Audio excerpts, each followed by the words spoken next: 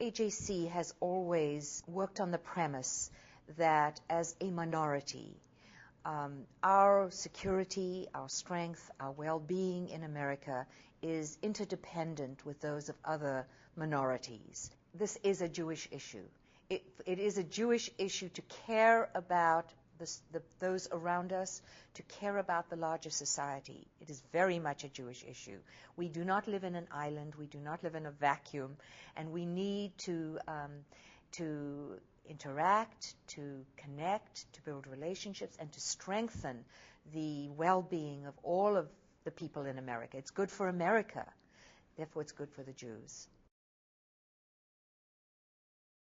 We have 32 chapters around the country, and I try to give direction and visibility and support to our work in our chapters, because so much of our interethnic work is done on the ground in various communities. It's community relations. It's building relations with other people.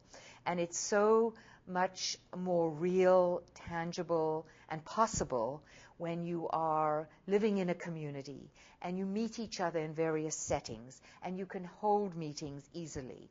We're talking about the diverse communities within the Latino group, the diversity of Asian groups, and the diversity of African American groups. Those are the three major groups, as I said, all extremely diverse.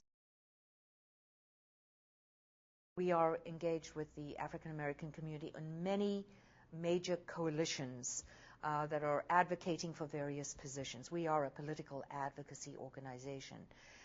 So on a national level, we share with African Americans concerns about civil rights, about church-state separation issues, and in immigration issues, and we're to be found in similar settings. On a local level, I can give you a couple of examples.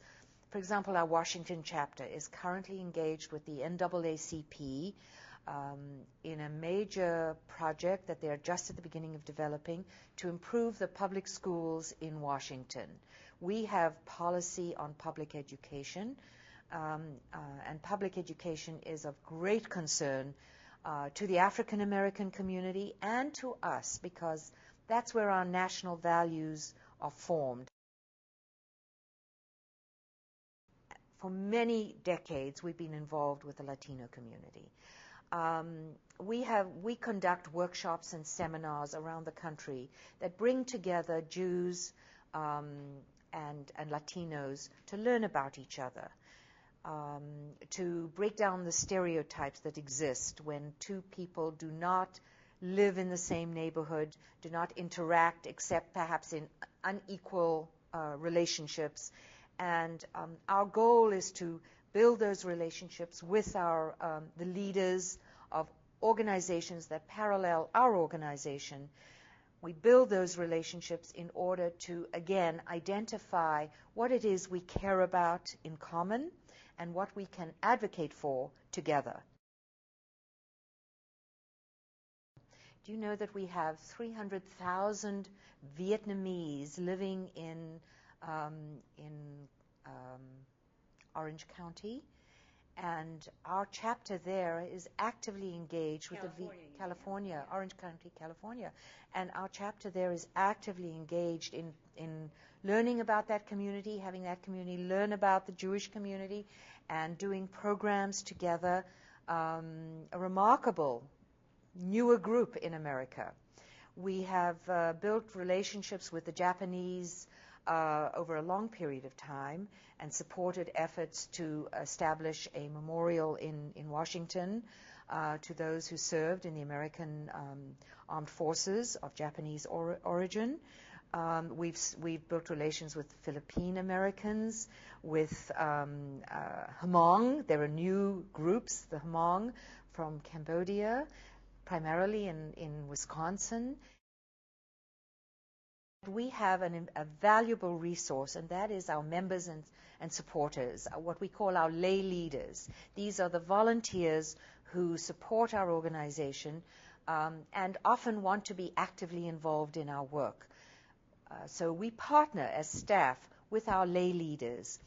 And many of us feel unprepared when we go into a meeting, for example, to talk to Lutherans or to talk to Africans from West Africa. We know very little of their background, what moves them, what they care about.